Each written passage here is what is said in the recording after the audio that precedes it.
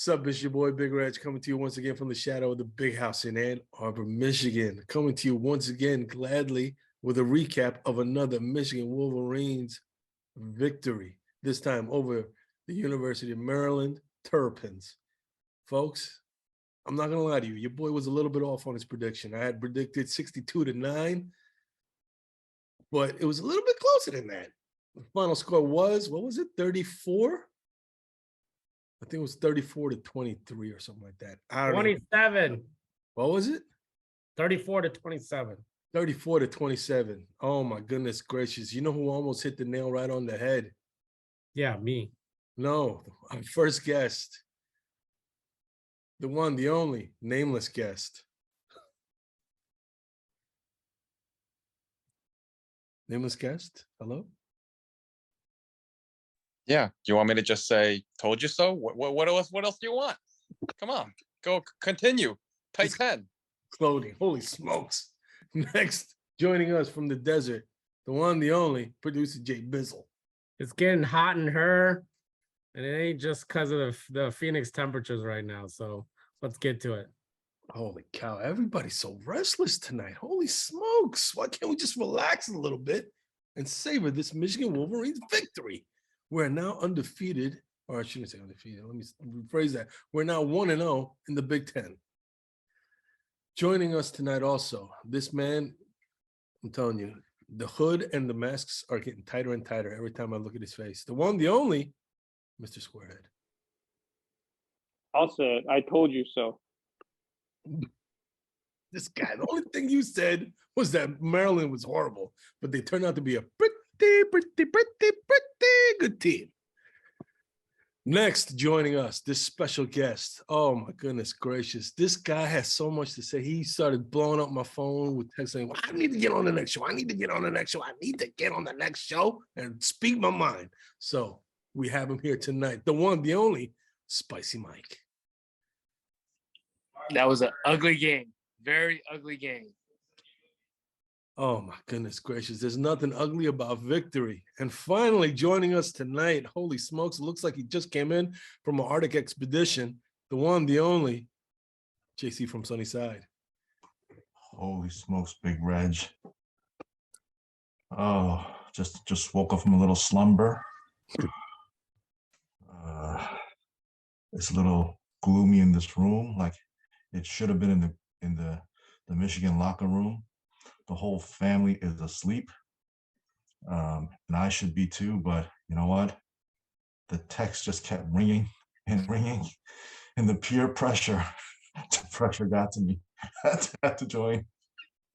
Holy cow, everybody's got so much to say tonight. Well, let me just start with this. First, I raise my glass to the Kama'aina killer, the shocker, the Maui Wowie himself, Roman Wilson, for continuing his hot streak and getting another touchdown, a key touchdown in the second half. So raise my glass to you, Roman Wilson, my choice for offensive breakout player of the game or the year. Also raise my glass to my choice for defensive player, breakout player, performer of the year, Mozzie Smith. Mozzie had some pretty big stops in the second half with tackles for losses. So I raise my glass to you. I also raise my glass to my breakout performer in the nickel package, choice of the year, Mike Sanistro. Also raise my glass to my pick for most improved in the secondary, DJ Turner, for getting those key interceptions. Oh my God, how many classes are there? Jeez Louise. I'm telling you, there was a lot of big time performers, but finally I raise my glass to the man that made the difference in this game. The man that rushed for over 200 yards, the man that carried the rock for over 30 times, the man that scored those key touchdowns first at the end of the first half with that jump cut. Oh my goodness gracious. I thought that could only happen in video games, but no, it happened in IRL, in real life. I raise my glass to the one, the only, Blake Corum. What a heck of a game. He literally carried us to victory. So I'll raise my glass to you, Blake. Let's give it up for the DMV, and let's not give it up for Gus Johnson, who had no idea what DMV stood for. And it took him, I think, at least a commercial break to figure out what DMV is all about. So shame on him. Shame on actually Fox sports channel because they are ridiculous. I hate their pregame show. Luckily, Chaz Woodson actually saved them and actually went and represented Michigan well. But hey, the haters were all out today. The haters are down here on the screen below you right now, and they're willing to spit things out. But let me tell you one thing right now. You play to win the game, okay? You play to win the game. And look where it got him. And we look won. Look where that got him. W. A W. Look where that got him. 4-0 Listen, W. You know why? Because this Michigan team is found its way. It was a little bit lost in the first half. I'm not going to deny that. But in that second half, you cannot deny that Michigan brought it there. Blake Come Corum on, man. is the savior. But hey, Come on, every man. week is So- going to be a savior that's on there. So don't Get let a anyone tell touchdown. you otherwise. We play to win the game. We get a cheap touchdown by the ball off the face mask of the dude, and then their quarterback goes down and gets injured. Come on, man. And then that interception that probably, I think it could have gone either way, but Fox was saying that it should have been overturned. But this game, as Spicy said, just, they lost the game. We did not win this game. this is the problem with Michigan Nation. We start out the show by giving out game balls to like half the team, and then the blame ball goes to the Fox crew. Come on now.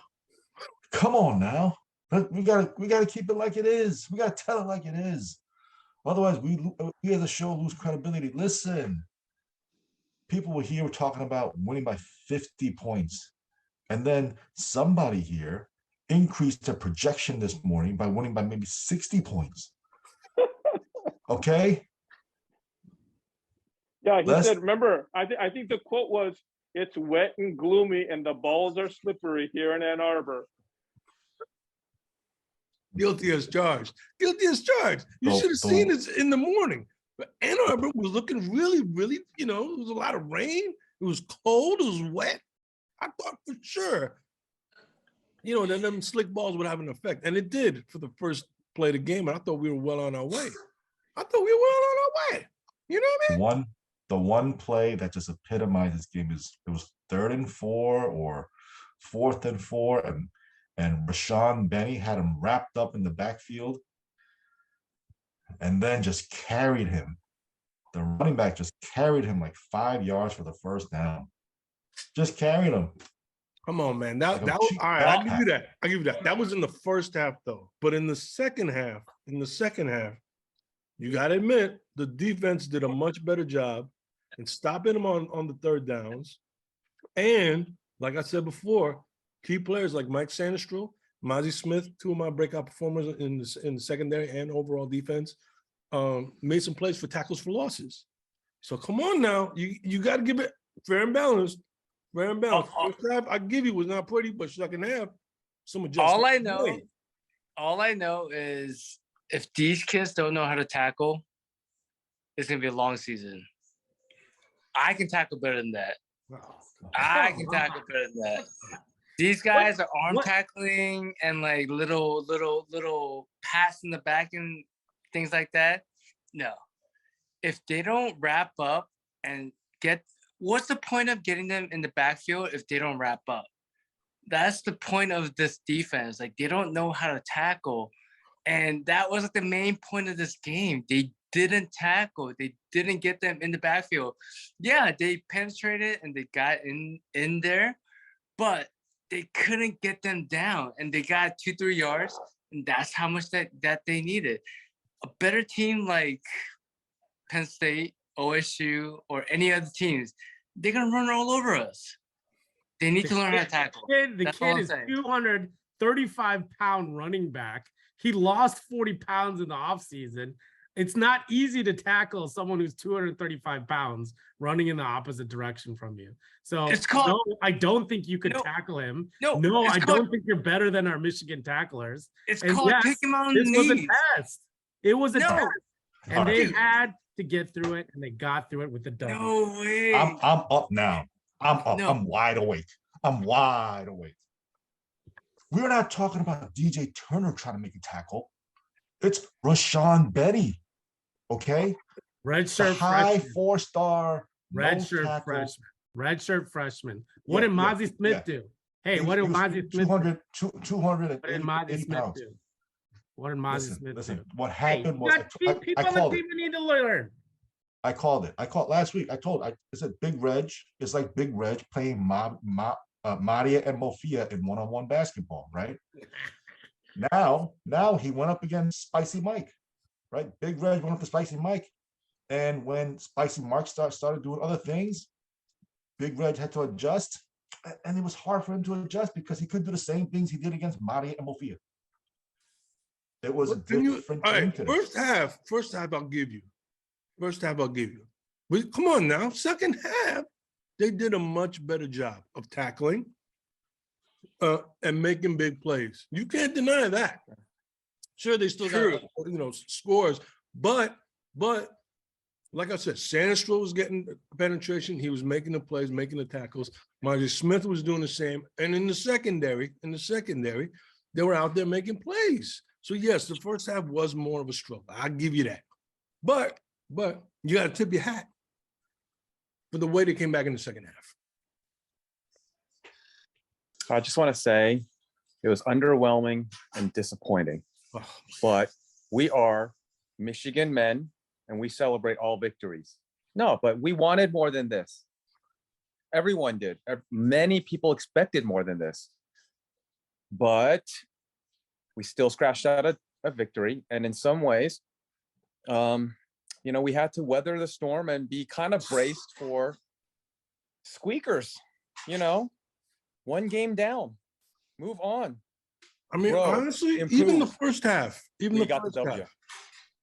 But I'll bring on one point. Even in the first half, we were about to get them on a 3 and out. But remember, it was like 3rd and long. We got to Tonga Valua, but then we got the face mask penalty, and that kept the drive going. You know what I'm saying? So there were small instances where we could have got them off the field, and it would change the whole tenor of the game because we'd have had the touchdown, 3 and out with the ball back. It could have been a totally different game if we weren't for a couple of things here and there. But like I said, despite the adversity in the first half, I like the way that they stayed with it. They were gritty. They didn't give up. And in the second half, they made the necessary adjustments to get the W. Can we go deeper and more specific into the offensive woes? I mean, let's talk a little bit more nitty gritty here. I mean, JJ had an off day. I'm not calling for his head. We ride or die JJ all the way, okay? I've not lost faith in JJ. This was not his best day.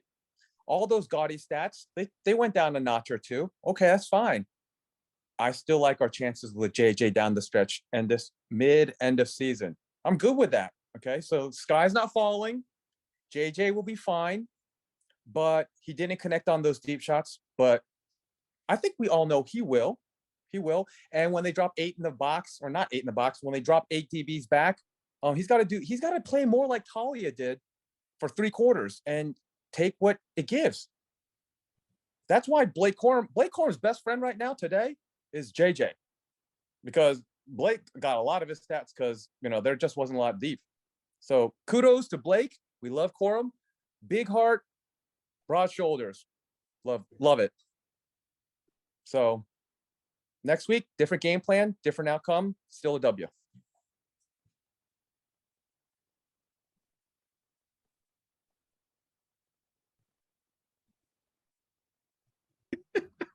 Wow, this dead air is insane.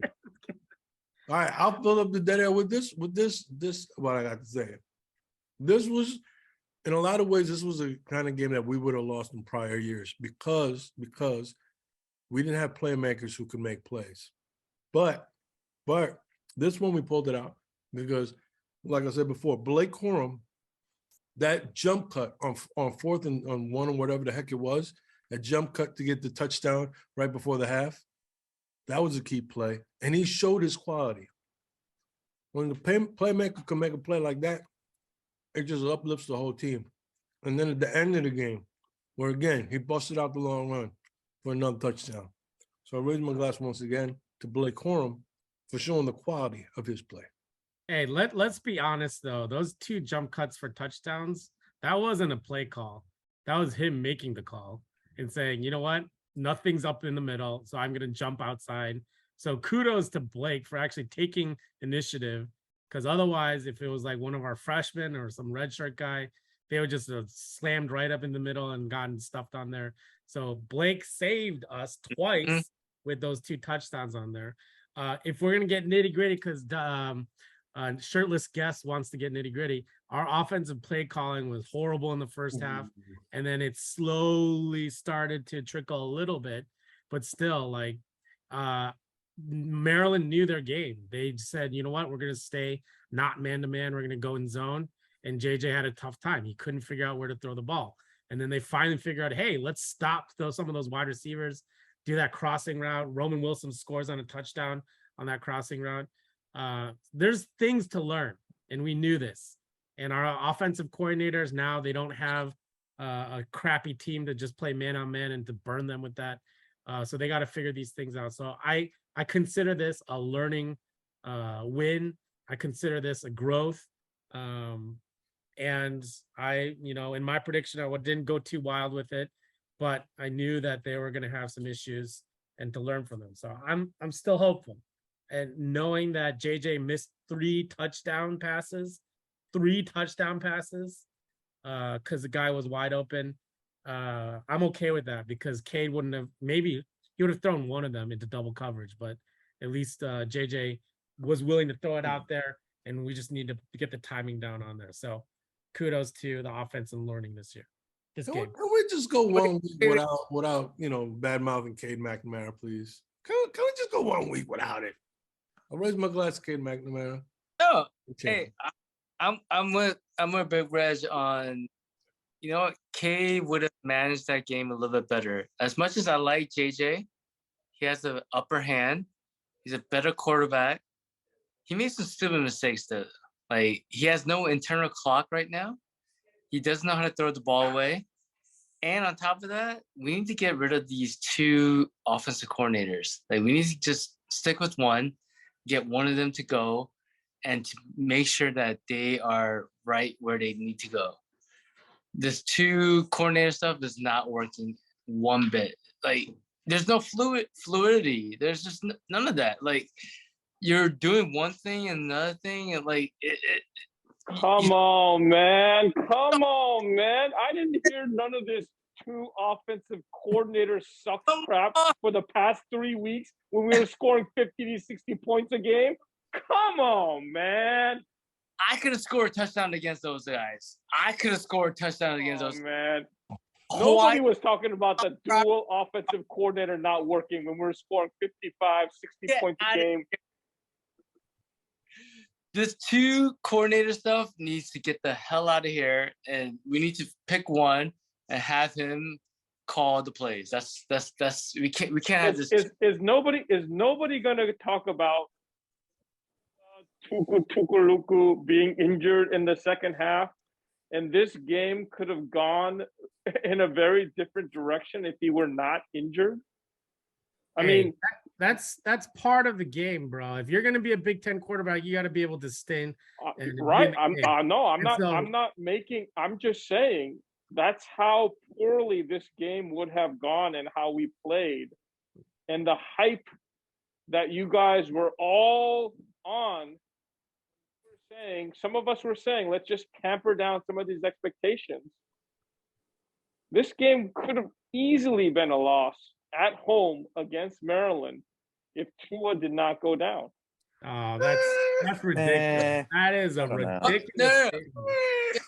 But the thing is, when Edwards came in, he had a great drive to make it a 7-point game at the end of the end. We were playing prevent defense. Like, he's gonna be able to make those throws. Playing prevent defense in the first place. Like, you gotta close this game down. Either way, Tua or Edwards, it doesn't matter. Like, our defense is not as good as last year.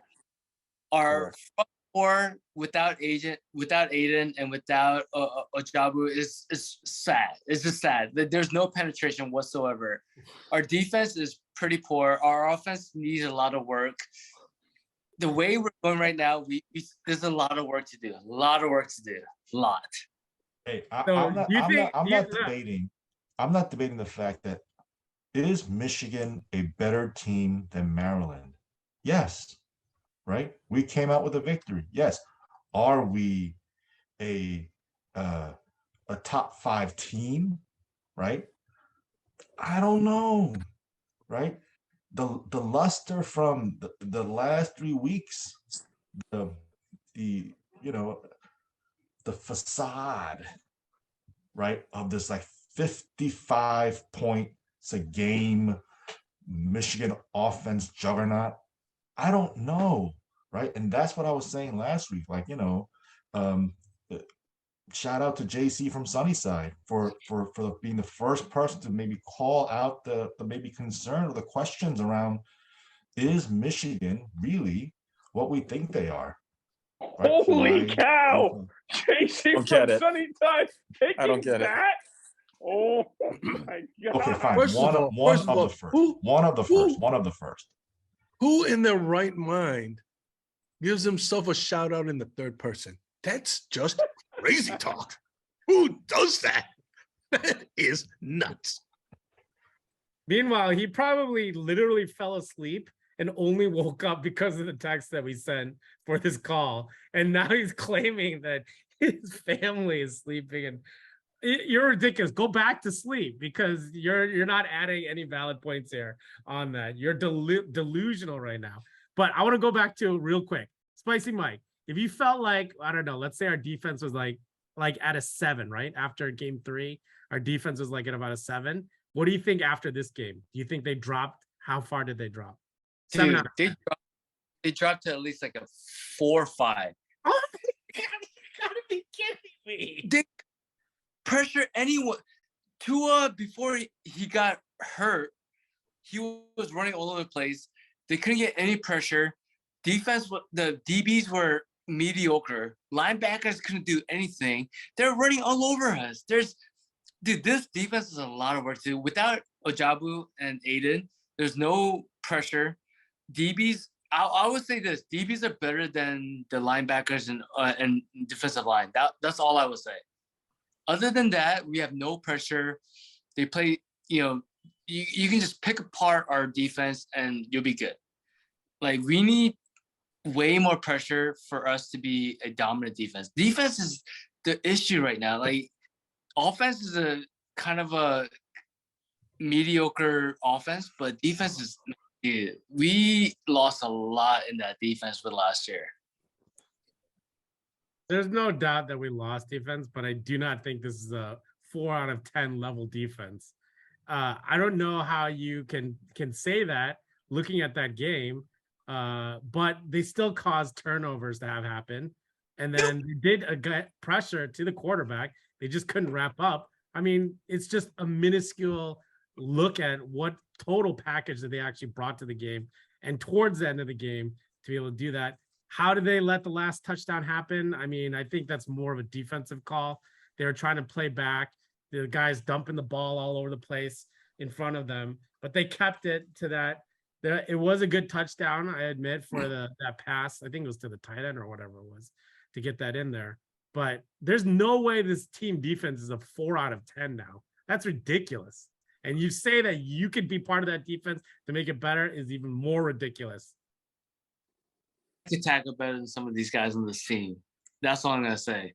These arm tackles that, as much as Sandstrom has been great in terms of defense wise, homeboy cannot tackle, and it shows because the wide receiver. These middle linebackers, all these arm tackles, there's no one who can tackle on this team. You saw that in the first half. The second half, they're barely getting tackles. Come on, we can say that this is a defense right now. Get out of here. Oh my gosh. This is bordering on delusional right now. I mean, Sandusville had 2 tackles for losses in the second half alone. He had a sack, and then, like I said, he got in there on the it was the screen pass, and that was a tackle for loss. So Sanistril has been doing what he's been doing all year, getting back there, making the hits, making the stops. And then as far as, just the numbers themselves, all right, they gave up 13 in the first half, and they only gave up 11 in the second half. And it would have been, a lot less if it weren't for the last touchdown of the game. So you're talking about, 2 scores in each half. Actually, 3 in the first half with 2 of them being field goals. And we're saying now all of a sudden that this defense is the worst thing since, moldy white bread. Come on. It's a little too harsh. It's a little too harsh. You know what I'm saying? Can you tell me with a better wide receiving core, like OSU or any of the teams, we can cover? You're talking about OSU is regarded as having the best wide receiving core in the nation. Right. As Okay? a Michigan defense, I expect them to be as good as anyone to cover them. Right now, they're not. That's just it. We're not as good as them to cover them. Do you know how much Raheem Jarrett caught for? Their number one. This is like a probably day one wide receiver is going to get drafted in the NFL. 12 yards. He caught 12 yards. 0 touchdowns. Shut him down. Fair point. Fair point. Okay, what else? They only scored that touchdown because of that tight end in the end. So they didn't have any touchdowns. None of their wide receivers went over 100 yards. The only one that was for 60 yards. And he had that one long 44-yard bomb on there. Digest or whatever it is. I mean, you cannot say that this defense is a 4 out of 10. That's what I want you to admit right now. That this defense is not a 4 out of 10. 3 sacks, 4 QB hurries, tackles for losses about 5. I mean, 2 interceptions. Don't forget them 2 interceptions. All right. First of all, it's 1 interception because that first one was not an interception. It hit the ground. We'll all have to admit that. It was an interception. Okay. You got possession or not? We got possession. I made an interception. On Jason First side and Mr. Squarehead will agree with me that first one was not an interception. We know that hit the ground. We gotta call. We gotta call. I'll take a call. That was not an interception. We got 1 interception that whole game. 2 interceptions. It's in the record books. Are you a Michigan fan? Are you a Michigan fan? You want to just give back the interception? Let's go ahead. I love Michigan, but I'm a realist. You don't. You're the biggest hater right next to Mr. Squarehead. And the reason why you're on here is just because Mr. Squarehead's tired and sleeping right now. And now you're saying something. Get off the show. I do have to distance myself a little bit from Spicy Mike, just a little bit. I think I'm just saying, I'm not saying we're not a good team. We're a good team. I'm just saying the expectations were through the roof. When Morris says, I don't think they are a national title contender, they are a national title contender. That was the expectation, that we are a powerhouse team, maybe, right, arguably the #1 team in the country. That's what people were thinking after the UConn game. And I was just saying, hold your horses, not yet. We can't go there yet. We have to see, we have to measure up against Big Ten competition. And we were measured up against Big Ten competition. I'm not saying we're a bad team. We're still a good team. But I don't think we're there yet. Based on what I saw today, not a top 5 team. Right? There's work to do. That's okay. There's work to do. That's fine. This is a blessing, and that's all fine and good. This is a season. We won. It was a little disappointing for homecoming at home, yes, but we did win. Good teams falter. It's college football. I mean, did you see the interview JJ gave? Like one of the things, the comments they made about it, yeah, he's just a kid. He's still this goofy, gosh, I'll tell Jilly, go. Oh, my line gave me all day to throw all day today. I mean, I don't agree with all of JJ's comments and statements. I love his attitude.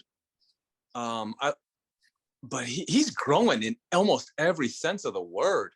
And I'm counting on it. This is a season. And I think you can look not so great some days. I'm looking. I can't wait till next Saturday. Big noon. One more time. Fire it up again. Let's go. Come on, Fox. Get the band back together again.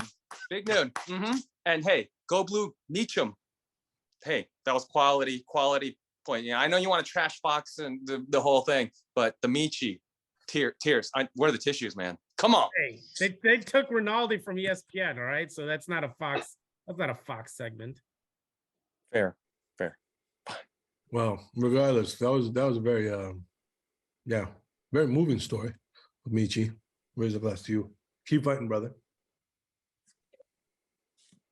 Oh man. Anyway. What more can I say about this victory? Well, I'll just say this. Despite the fact that we were missing key players, Eric All, Donovan Edwards, I think our O-line still has some injury issues. Despite all those things, the Michigan Wolverines were able to pull out a gritty win and stay undefeated and stay in the hunt for a national championship. And for me, that's all I can ask for. That's all I can ask for. When somebody had to step up and make the plays, Roman Wilson stepped up, Blake Corum stepped up, Mozzie Smith stepped up, Mike Sandistro stepped up. All of my breakout peoples were stepping up. So I raise my glass once again to those folks in keeping us on the right path to a national championship. Now, one area of concern for me was the first half where JJ McCarthy started running around like a headless chicken on a couple of them plays. That boy was running around crazy back there sometimes. I'm sure they'll get into the quarterback room, all like 15 of the quarterbacks, and they'll review the tapes. I mean, it was looking like an episode from Benny Hill. You know what I'm saying? Like part of me was like, I'm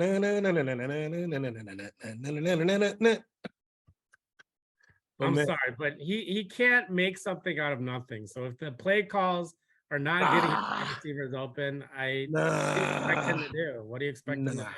Look, that's my thing with, you need to have one guy calling the plays. You can't have two guys calling the plays. That doesn't work. And second of all, JJ needs to have a internal clock. He can't hold the ball for 10 seconds. That's just not, that doesn't work. He has to throw it away or run, either or. They need to teach him that. He had too many balls where he just held the ball for way too long and got sacked or didn't throw away in a significant time. So either they need to pick one person to call the offensive plays, and second of all, they need to teach him how to throw the ball away. He just doesn't know how to do that yet, and that's the issue with JJ right now. Again, JJ is better than Cade, but he needs to learn that. I think he will learn that, and he will get better. You can't teach arm strength and just the 5-star talent. Okay, you can't teach that. Like, you can't teach Jay Cho's height on the basketball court as he's rejects some like a shorty like me. Okay, but like, he will learn that. That's fine. That is fine.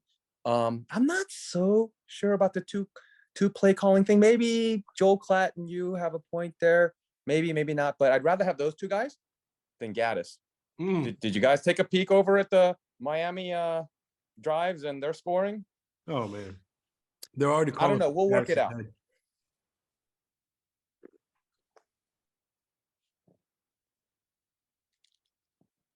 Well, anyway, gentlemen, there's nothing else.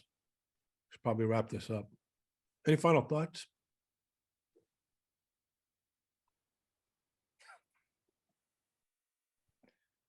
No? Well, Go blue. It's a win. Upwards and onwards. Upwards and onwards. Hey, I'll take an ugly win over a good loss. Get off this podcast, you imposter! I love Michigan. You're not even wearing anything Michigan right now. Take it easy. Holy smokes. This guy. Producer Jay Bizzle, I'm telling you, the desert heat is getting to him or something. I know, it's seriously so angry right now. Well, look at this. Look at this. You know what I mean? Oh yeah, we've got to do the desert heat check with producer JB. Ka-chow! Still on day 6 of COVID quarantine, so I have not seen anyone. Well, that sucks. Well, you can still do the, you know, the swipey stuff, no? Can't you? No? So get online, you know? Get Yeah. online. Coffee Meet Bagel, you know? I Yeah. don't know. Little coffee meets bagel, little, what is the other thing? The Tinders, Hinge. Hinged, yeah. What's the other one? Bumble? With the Bumble. I mean, there's a lot of options out there. There's a lot of options. Grinder. It's all good. You know. You know, what else is there? There's farmersonly.com or whatever. You know what I'm saying? Sure, there's a lot of farmers out in the Arizona. There's a Jewish network too. Lime. Hey, Mhm. Hey, it's perfect opportunity. Rosh Hashanah is coming up, you know? Oh, it is. Hey, It's- it's a Oh, perfect opportunity to get in there. oh my God. Take us home, Big Reg. Oh my goodness gracious. Let's get a brisket and call it a night then. Gentlemen, I'm telling you, I forgot who just mentioned it, but it could be a lot worse. We could be MSU. You know what I mean? We Serious. could be MSU. Wow. Was riding the hype train real high. You know what I mean? They were 2-0. Then they went and played Washington. They got shellacked. Then they came home. They thought they were going to turn things around against PJ Fleck in the row your boats. Then they got shellacked again. But you know what? I'm going to raise my glass to one person. Noah Kim from the Spartans. He kept them from getting shut out. Backup quarterback, Noah Kim for the MSU Spartans. This might sound crazy, but I'm gonna raise my glass to my Kim cousin, Noah Kim, for at least getting Sparty a couple points this last game. Hey, Noah Kim's from the DMV, isn't he? he is. He's from Nova, Centerville High School. Yeah. You know, Three-star. Three-star recruit. 3-star. there you Yes. go.